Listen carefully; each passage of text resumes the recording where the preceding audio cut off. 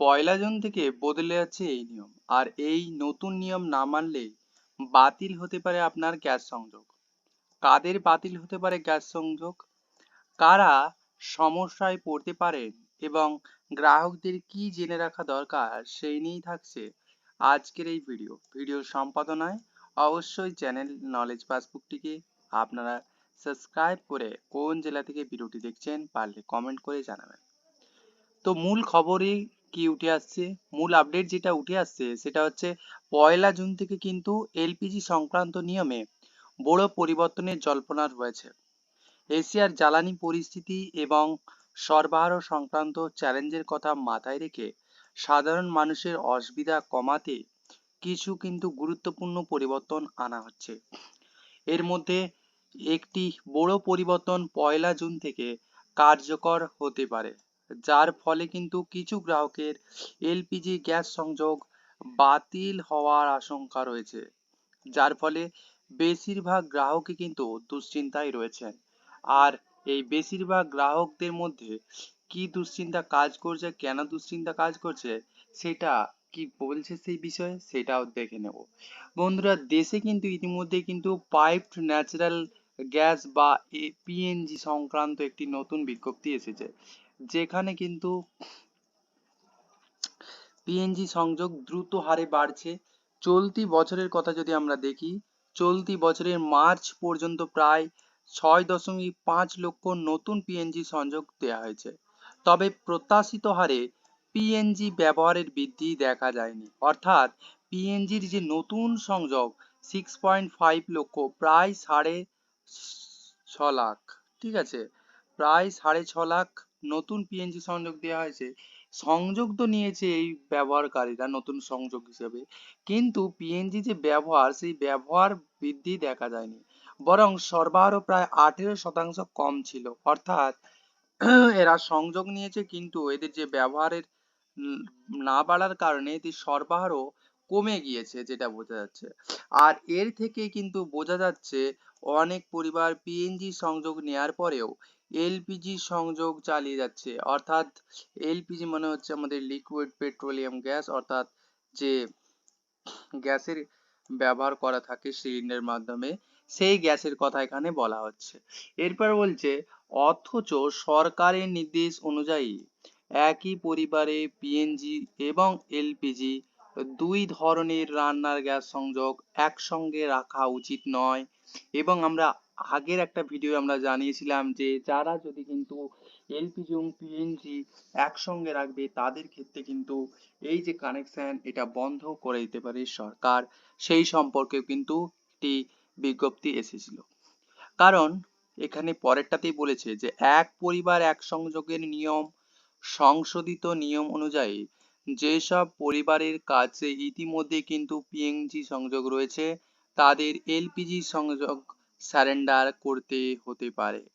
ইতিমধ্যে কিন্তু বিভিন্ন তেল বিপণন সংস্থাগুলি এমন পরিবারগুলিকে চিহ্নিত করার কাজ শুরু করে দিয়েছে, এবং যারা একই ঠিকানায় পিএনজি সাথে সাথে এলপিজি দুটো সংযোগই ব্যবহার করছে।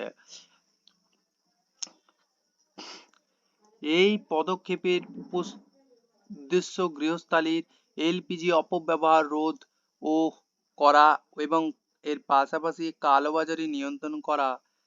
এই নতুন নিয়ম অনুযায়ী কিন্তু পিএনজি সুবিধাযুক্ত এলাকায় একই ঠিকানায় পিএনজি ও এলপিজি দুটি সংযোগ কিন্তু রাখা নিষিদ্ধ বলে বিবেচিত হতে পারে। আর সেখান থেকে কিন্তু এই সমস্ত গ্রাহকদেরও কিন্তু যে এলপিজি সংযোগ সেটা বাতিল হতে পারে, এবং সেই জন্য কিন্তু তেল বিপণন সংস্থাগুলি তাদের কাজ চালিয়ে যাচ্ছে।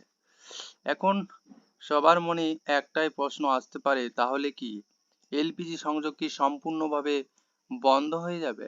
কারণ যেহেতু এলপিজি ব্যবহারের সংযোগ বাড়লেও কিন্তু সেটা ব্যবহারে বাড়ছে না, সংযোগে বেড়েছে। পিএনজি সংযোগ পাওয়ার 30 দিনের মধ্যে এলপিজি সংযোগ বন্ধ বা জমা দেওয়ার কথা বলা হয়েছে। তবে সরকার এমন ব্যবস্থাও রেখেছে যাতে ভবিষ্যতে যদি কোনো এমন এলাকায় চলে যান যেখানে পিএনজি পরিষেবা নেই, তাহলে তিনি আবার এলপিজি সংযোগ সক্রিয় করতে পারবেন। অর্থাৎ এলপিজি সংযোগ একেবারে হারিয়ে যাবে না, প্রয়োজনে পরে পুনরায় চালু করা যাবে। অর্থাৎ এখান থেকে বোঝা যাচ্ছে যে কোনো গ্রাহক যেখানে রয়েছিল সেটা গ্রামে ছিল বা সে শহরে ছিল, সেই শহরে পাইপ লাইনের মাধ্যমে গ্যাস পৌঁছে গিয়েছিল। এখন সেই পাইপ লাইন সে গ্রামে শিফট করে গিয়েছে, বিভিন্ন কারণে হতে পারে।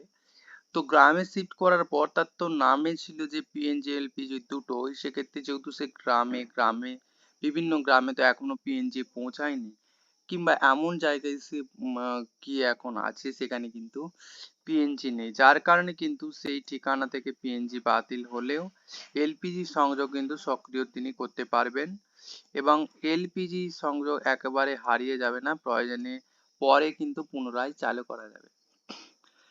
জুন থেকে এলপিজি সিলিন্ডারে বুকিং এ বিধিনিষেধ। এই মাস থেকে পিএনজি পাইপলাইন যুক্ত এলাকায় বসবাসকারী কিছু গ্রাহকের জন্য এলপিজি সিলিন্ডার বুকিং এর উপর নিয়ন্ত্রণ আরোপ করা হতে পারে। সিটি গ্যাস ডিস্ট্রিবিউশন কোম্পানি এবং তেল বিপণন সংস্থাগুলি তাদের ডিজিটাল ডেটাবেস একত্রিত করেছে, যাতে একই পরিবারে পিএনজি ও এলপিজি সংযোগ সহজে শনাক্ত করা যায়। তবে পিএনজি সংযোগে স্থানান্তরের জন্য 30শে জুন পর্যন্ত অতিরিক্ত সময় দেওয়া হয়েছে। আর এই 30শে জুন পর্যন্ত অতিরিক্ত সময়ের ফলে কিন্তু যে স্থানান্তর, সেই স্থানান্তর কিন্তু কাজ করছে। এলপিজি সিলিন্ডার বুকিংয়ে নতুন সময়সীমা সরবরাহের ঘাটতি এবং অপব্যবহার নিয়ন্ত্রণ করতে এলপিজি রিফিল বুকিংয়ের মধ্যে ন্যূনতম ব্যবধান বাড়ানো হয়েছে। পরের লাইনে বলছে যে শহরের যে গ্রাহকদের ক্ষেত্রে 21 দিনের পরিবর্তে 25 দিন করা হয়েছে। গ্রামীণ গ্রাহকদের ক্ষেত্রে 45 দিনের আগে নির্দিষ্ট সময়ের মধ্যে দ্বিতীয় সিলিন্ডার বুকিং করা যেত, এখন সেই সময়সীমা আরও বাড়ানো হয়েছে।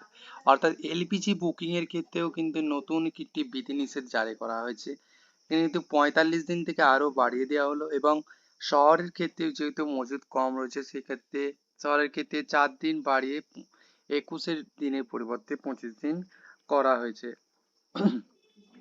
ভর্তুকি ও নতুন সংযোগের নিয়ম।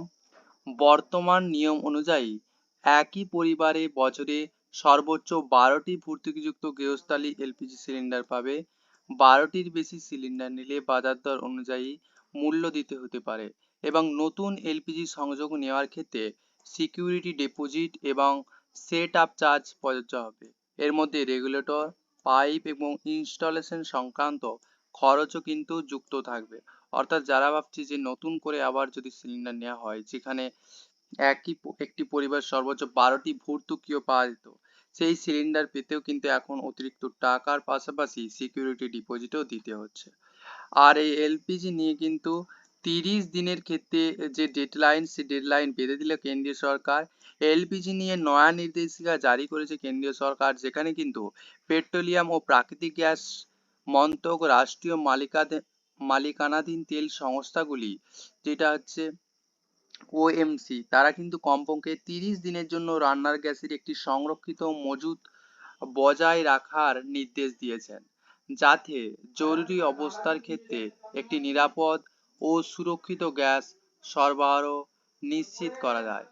এই প্রসঙ্গে পেট্রোলিয়াম মন্ত্রকের যুগ্ম সচিব সুজাতা শর্মা বলেছেন, সরকার তেল ও গ্যাসের একটি কৌশলগত মজুদ তৈরির জন্য কাজ করছে। কোম্পানিগুলিকে এলপিজি ও অপরিশোধিত তেল উভয়ই অতিরিক্ত মজুত রাখার জন্য বলা হয়েছে, এবং এই মধ্যপ্রাচ্যের যুদ্ধের কারণে কিন্তু ভারতে যে তেল সংকট, সেটা কিন্তু তেলের পাশাপাশি গ্যাস সংকটও বাড়ছে। এই ব্যাপক বৃদ্ধির কারণে ভারতীয় তেল কোম্পানিগুলির প্রতিদিন প্রায় 550 কোটি টাকার বিশাল লোকসান হচ্ছে। আর এই কারণে গত 10 দিনে চতুর্থবারের মতো জ্বালানির দাম বাড়ানো হয়েছে। সর্বশেষ এই বৃদ্ধিতে পেট্রোলের দামও বেড়েছে 2.61 টাকা এবং ডিজেলের দাম 2 টাকা 71 পয়সা। সব মিলিয়ে গত কয়েকদিনে তেলের দাম লিটার প্রতি প্রায় 7 টাকা 50 পয়সা বেড়েছে, এবং সব থেকে বড় কথা, এই সংকটের সময়ে হরমুজ প্রণালীতে 13টি ভারতীয় জাহাজ আটকে রয়েছে, আর যার কারণে পরবর্তীকালে তেল সহ এলপিজির দাম বাড়তে পারার সম্ভাবনা রয়েছে। তো এই ধরনের লেটেস্ট নিউজের জন্য অবশ্যই চ্যানেলটি নলেজ পাসবুক সাবস্ক্রাইব করে থাকবেন।